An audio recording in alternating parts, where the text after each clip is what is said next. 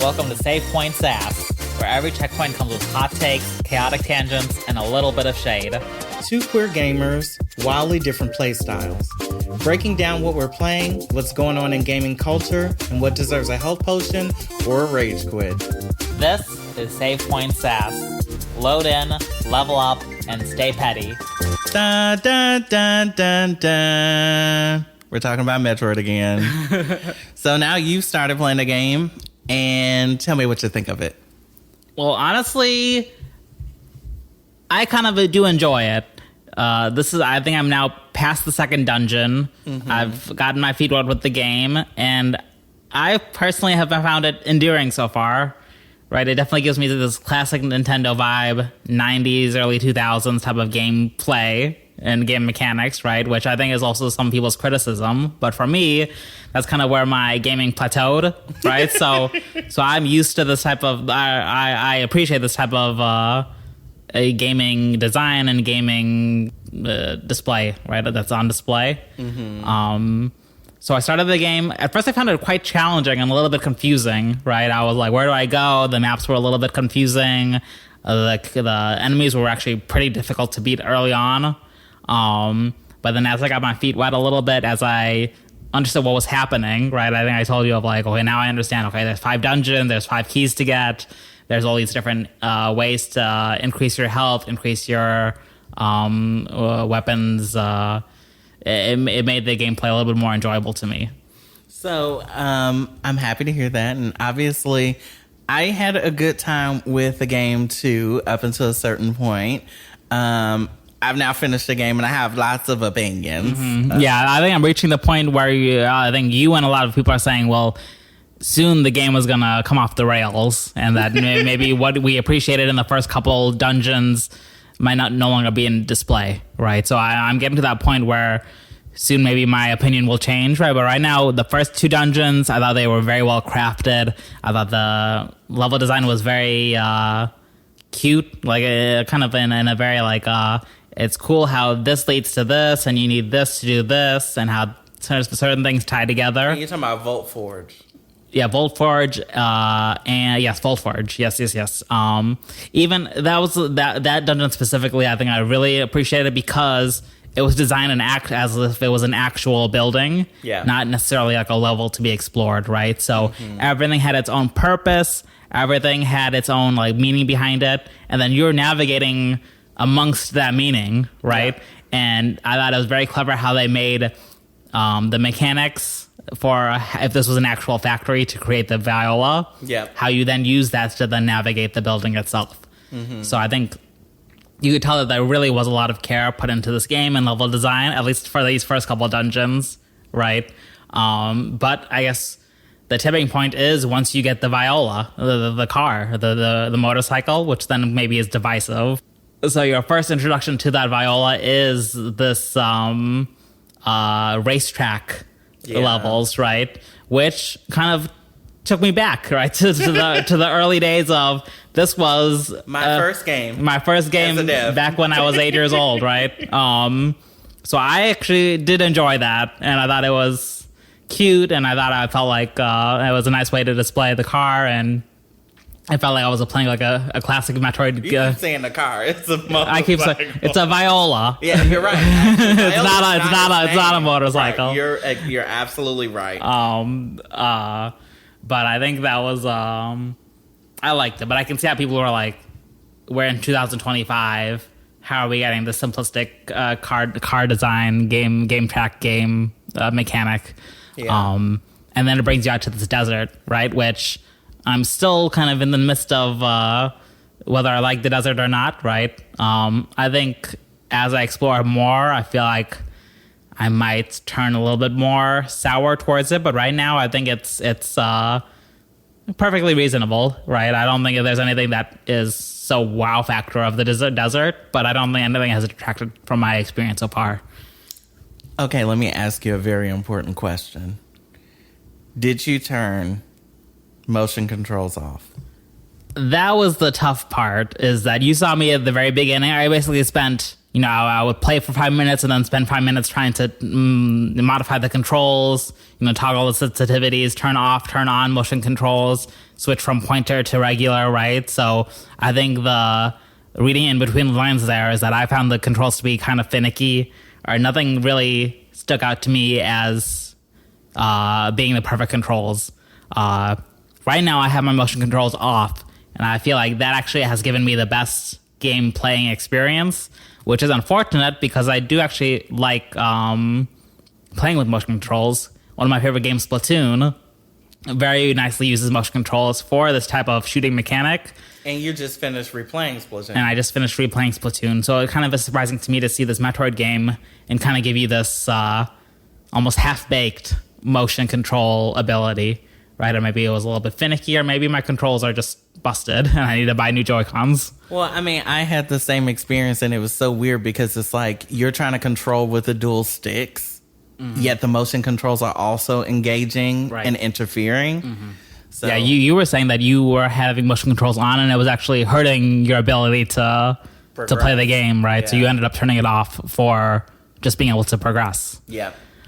But yeah, so that was, I'm at kind of at maybe the halfway point of the game, maybe the third point, right? So I still got more to go, but you have finished the game. So tell me, I mean, definitely initially early on, you had these very glowing reviews of the game.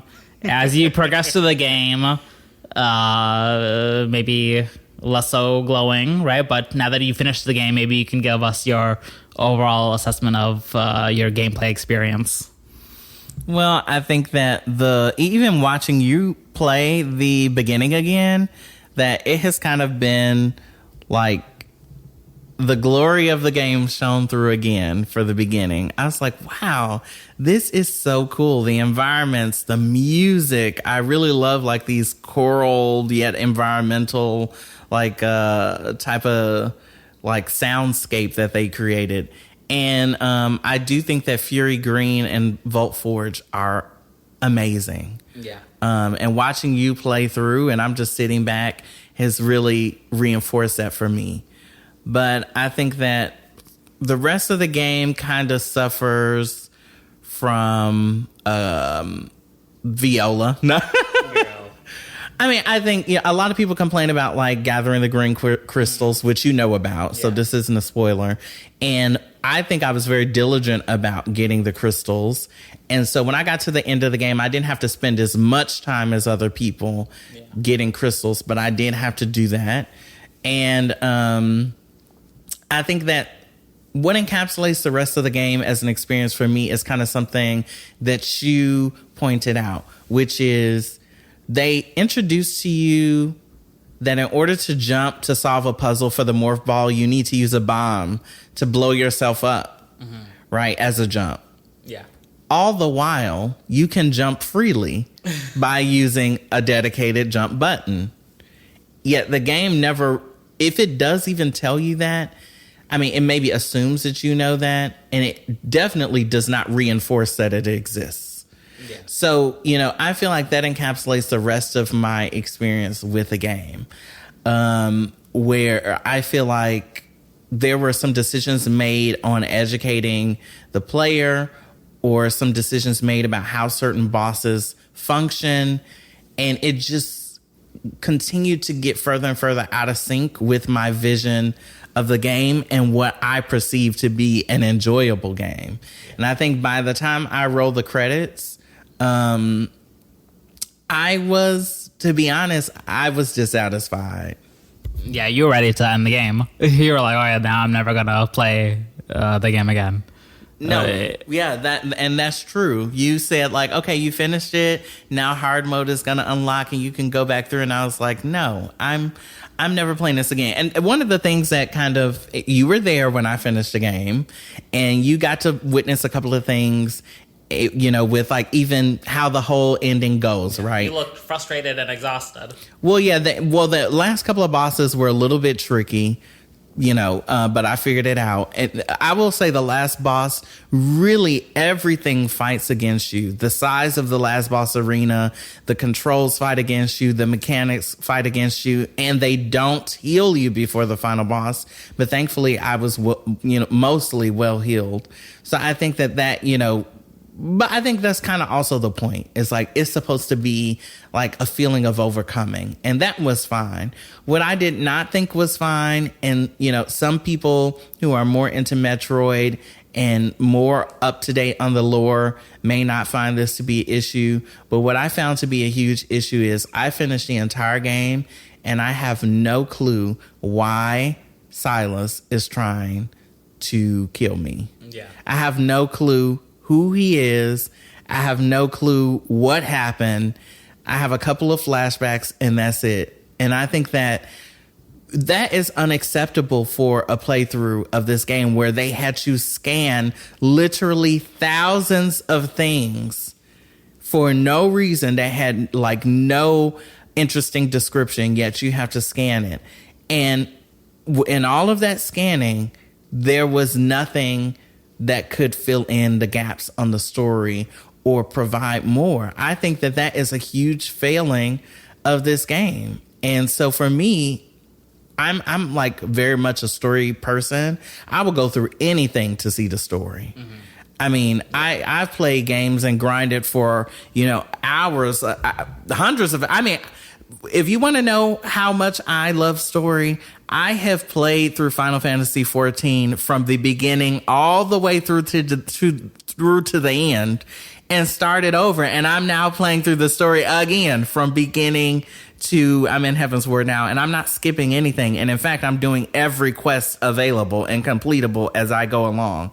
So I live for the story. And I feel like if you don't give me overt story, then it needs to be like a Demon Souls or an Elden Ring where I can find the story in items or something.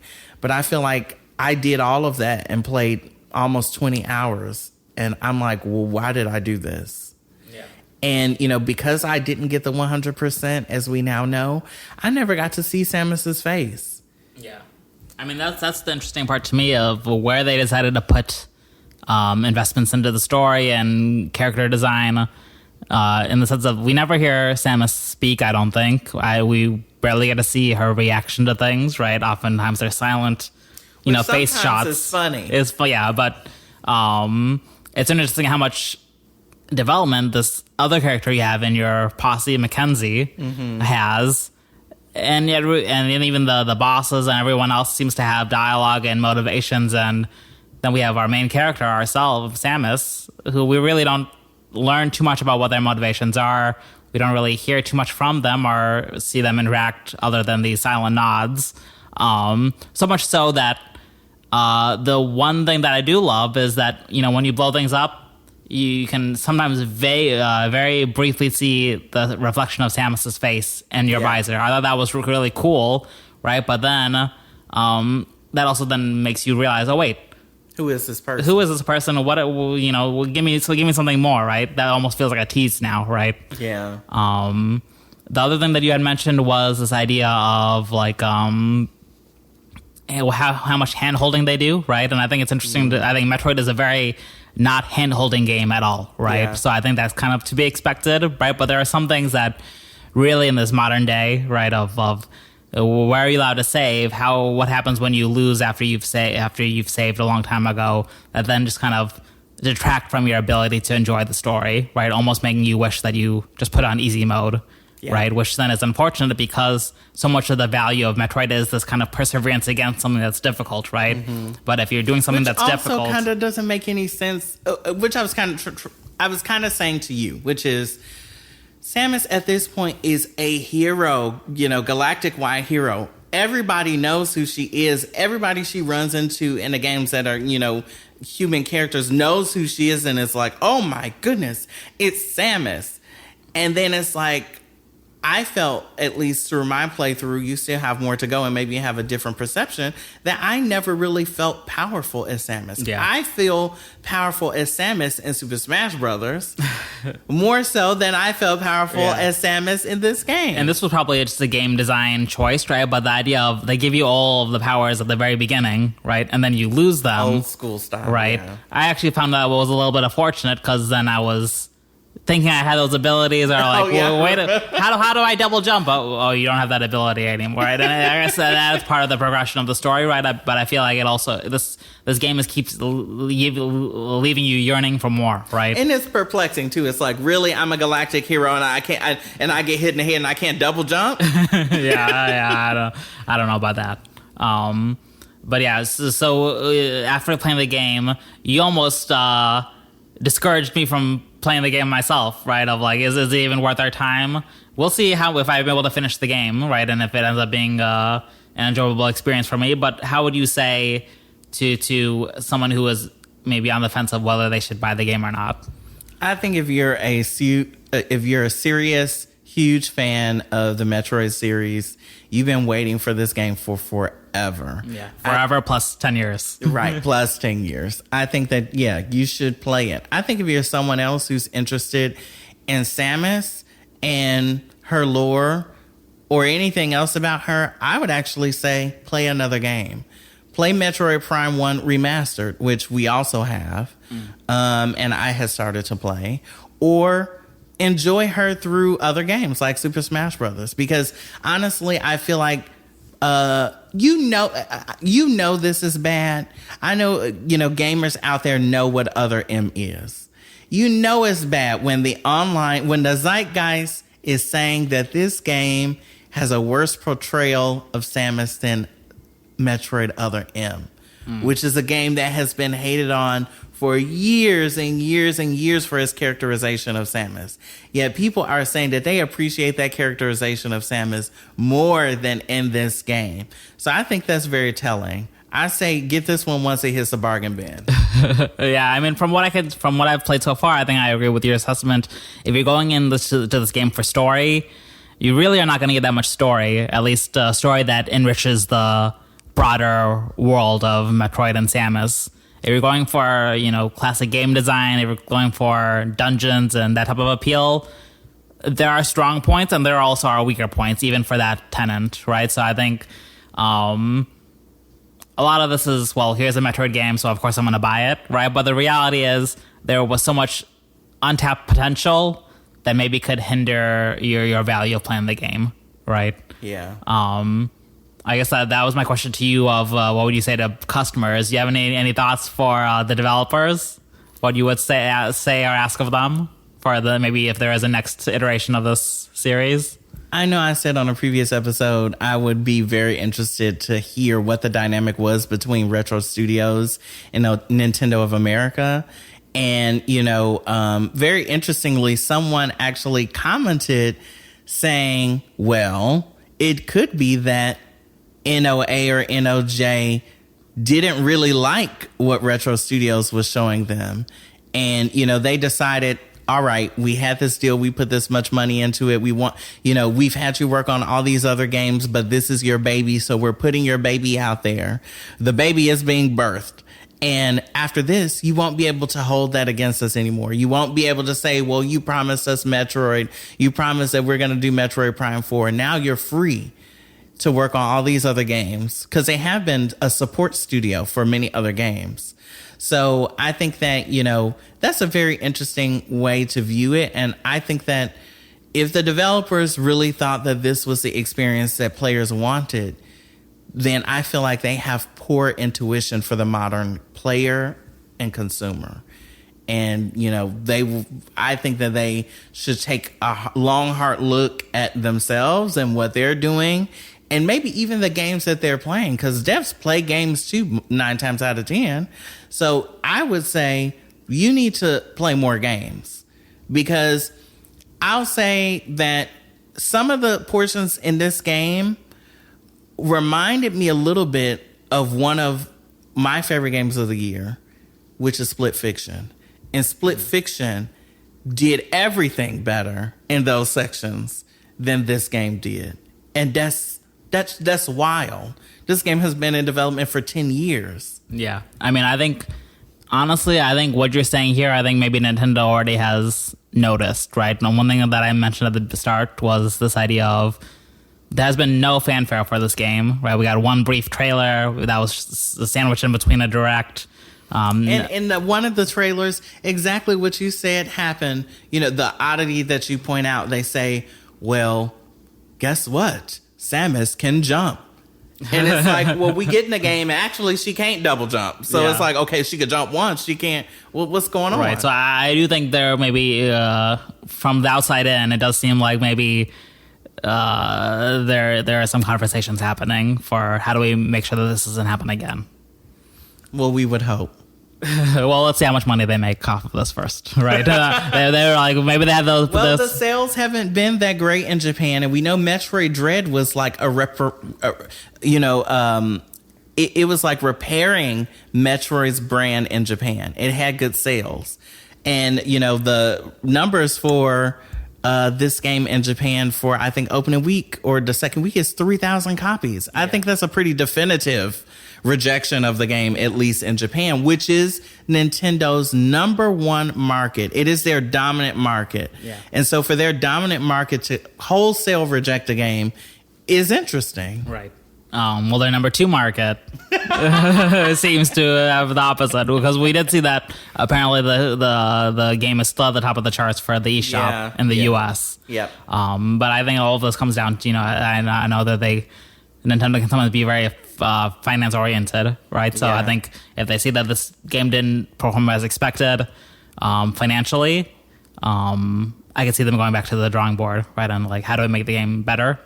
But if it met their expectations, maybe we do see more of the same in the next iteration. Well, at this rate, we either don't get another game for 10 years or we get a game based on this very same premise and technology. You know, I was saying to you, wouldn't it be interesting if we got a sequel that was kind of like Tears of the Kingdom for Breath of the Wild? Also in the desert. Also in the desert, but they just fill it in with different stuff or, you know, so who knows what's going to happen. But, you know, I'm going to leave it at there. We're going to go to the next. Speaking of charts, Metroid is dominating the charts, but there is another game that's moving on up. Mm-hmm. Unsurprisingly, or maybe surprising to some, Avatar Frontiers of Pandora is moving up the Steam charts. It's number 5 right now. Yeah. Rising from the grave, from the dead, as some would say. Yeah, I mean, this is after you watching Wave Water Part 2 3 times, and now have purchased oh, cheeky Wave Water Part 2. No, but I think that was the catalyst for you to get back into the game, right? Watching Fire and Ash in IMAX Dolby, having such a grand experience, right? And now kind of in our living room able to have a very similar experience. Oh, for sure. So I bought the game I think actually on release day. And I had played it for about 23 hours, I think the activity record said. And but then I had stopped. And about 3 months ago, they announced that there was going to be a DLC the same day as Fire and Ash came out. So it had been on my mind, but I knew I wasn't going to play it before then. We did go see the movie, you know, IMAX one day, Dolby the very next day. We love the movie. We recommend the movie. And but, you know, so yeah, I was yearning for more because, you know, if you've heard anything about Fire and Ash, it does use the same characters in the same spaces, and it kind of retells the same story, but kind of with different decisions. And so I was kind of wondering, what could the game fill in? And so playing the game actually is a great supplement to the movie, because the game happens on a different continent than the continent where Jake and Neytiri are. Neytiri. And that will be the last time you hear me say their names. Where are the rest of the not VRs? But so yeah, it takes place on a different continent with different cultures, different fauna, and it really does supplement the story. And with this most recent DLC, which I haven't gotten to yet because you can't access it until after you beat the game, I believe. It actually melds the two stories. The story from this game kind of gets melded into the story from the movie. So I'm really looking forward to that. And honestly, they did a little bit of a graphics upgrade and they've expanded some things. And I purchased the DLCs that I hadn't purchased that released while I hadn't played the game. And the game is just gorgeous. It is so beautiful. And I'm playing on PS5. I'm not even playing on on PC, where you can take the graphics to the extreme level. But on PlayStation 5, it's so beautiful. The performance is actually pretty great. And it's so relaxing to like walk around in that world. You aren't playing, but what do you think? Yeah, I've seen you play the game, and it definitely looks beautiful, right? And it feels like you're actually on this kind of different world, right? I think actually one strong point that you mentioned was how strong this game is at world building, right? Yeah. So many elements of the world that actually are only kind of elevated in the game itself, right? And not through the movies, right? So almost in a way, you could almost make the argument that the movies are supplemental to the game in a way, and that the game has created this vast world, and then the movie maybe is now just a smaller component of this larger world that has now been exposed to the game. That is a very interesting way of looking at it, and I would say that's probably true at this point, because a game gives you an extreme amount of freedom. Yeah. And there is a lot there. And the map, remember I was showing you the map. The map is massive. Mm-hmm. And you still haven't gotten to the DLC, right? So there's even more to be found and more to be learned and have even more of an enriched story. Yes, exactly. It is. I think you go to see the movie and you see this and we talked about this kind of in our talk about the movie that we had, just our personal talk about what we felt about the movie. And the movie it's this grand spectacle that happens, but the core of the movie is just the one family. So it's actually one very small story that happens in this huge grand battle and mix of scenarios that happens. And I think that the game, while it also, I mean, you play as one character, so it's not like you switch characters. But the game allows you to interact with so many different characters, some who have different beliefs and different proclivities, and also are from a different Nafi culture where they don't fly on Ikran, you know? So then it's like, okay, well, all we've seen is them flying around on the animal, so what else is there? Right. And then you hear, well, why they don't fly, and, you know, what type of culture they have. They're nomadic, or, you know, and I think it really does give you the wide view of the world that a lot of people were wanting from Fire and Ash, and you kind of get a taste of it when we go to see Varang and her tribe. Mm-hmm. But I think you're right, that the game is actually now kind of like the main dish. If you're a gamer, it's like the main dish, and the movie's like the extremely it's like you eat a dish and they're like, okay, well, you're gonna eat this last part, and it's the umami. Yeah. Like, it's like that explosive small part of the dish that kind of wraps and ties everything together. And, you know, that's the thing that kind of stays in your mind after the whole experience is over. But, you know, I think that the game is so beautiful that I could see this. I guess I compare it to like a Skyrim.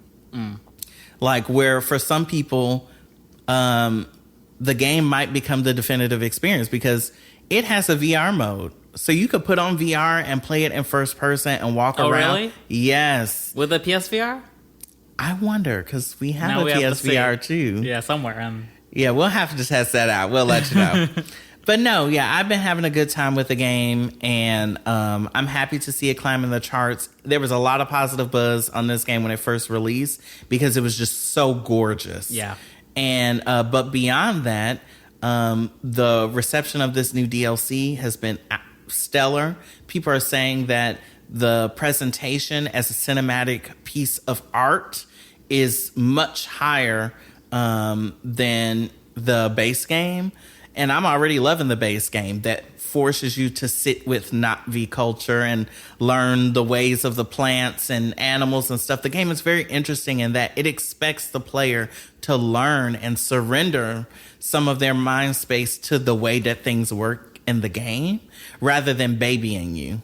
And so I think that, yeah, I'm happy that more people are enjoying the game, and I look forward to continue to play. I'm probably at like 30, 35 hours now. Yeah, and you think that you're not even halfway. Yeah, based off of the level of some of the bases that you have to complete, I think I'm probably a little less than halfway. But no, one thing that a lot of people forget about this game, and I think that with the state of gaming right now and everything that's happening, it's easy to forget. But that this game is developed by Ubisoft. Yeah. And Ubisoft is like going through hard times where it's trying to sell some part of it to Tencent, it's trying to get investors and all this type of stuff. And people are talking about, you know, Assassin's Creed fatigue, and Assassin's Creed didn't do well. Ubisoft developed this game, and I think that it's like one of those games where you don't feel the Ubisoft formula fatigue, you know, where people say like it's a huge world and it just has all this stuff. And yeah, this game is huge and it has all this stuff too, but the Na'vi culture, the Avatar culture, and the way that they portray things, the presentation and the approach to gaming as an art form and the stories that it can tell is kind of a little different. And so it's like an Ubisoft game, but it doesn't feel like one. And which is really interesting to me, because instead of playing this game, I was supposed to be playing Rayman Legends, which is an Ubisoft game of the old guard of Ubisoft. It's what made Ubisoft what it is today. And I think people have completely forgotten about Rayman. And, you know, if you ask someone to name an Ubisoft game, they're obviously going to say Assassin's Creed. And they're not even going to think of Rayman's. And Rayman... Mario and Rabbids. Mario Rabbids too, but I think most people think of that as like a Nintendo game. Yeah, but that's because I'm so Nintendo focused. That's what I think of when you say Ubisoft.